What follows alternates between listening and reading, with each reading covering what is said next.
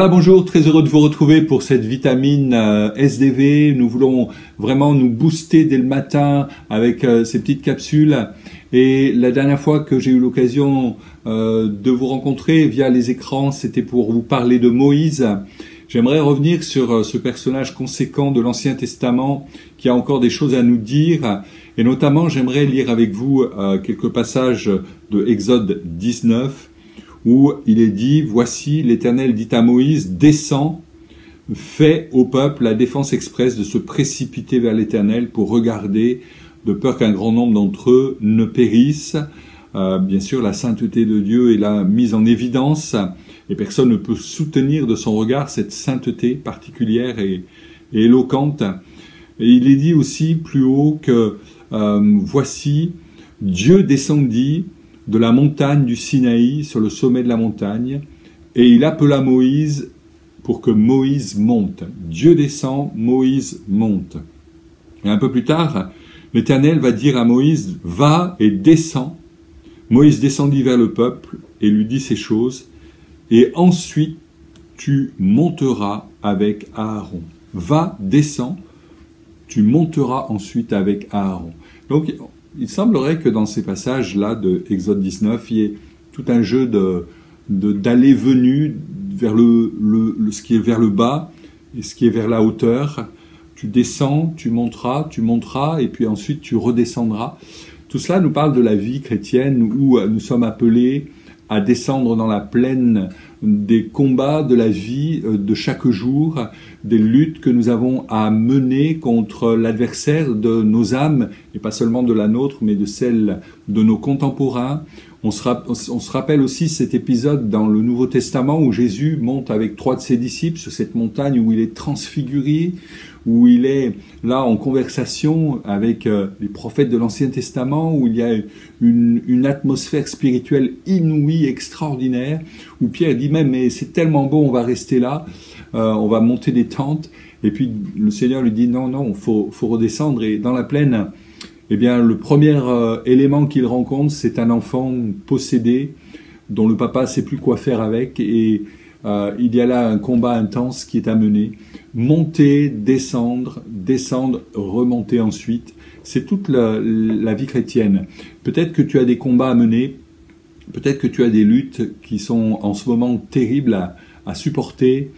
Je t'invite à monter à l'étage au-dessus, c'est-à-dire à prendre le recul nécessaire, pas te précipiter dans l'action pour agiter telle ou telle chose, mais premièrement, et c'est ce que l'Éternel va dire à Moïse, d'abord, eh bien, monte me rencontrer, monte dans un face-à-face. Et ce matin, je ne peux que t'exhorter à faire ce geste-là, cette démarche-là, de monter vers le Seigneur. Monter vers le Seigneur, c'est prendre un temps à part avec lui, c'est laisser de côté un petit peu les contingences du moment, c'est trouver un créneau, une plage de temps suffisante pour avoir un moment privilégié avec le Seigneur, pour que tu épanches ton cœur, non pas avec des paroles artificielles, des paroles redites, des paroles entendues ici ou là, dans les séminaires,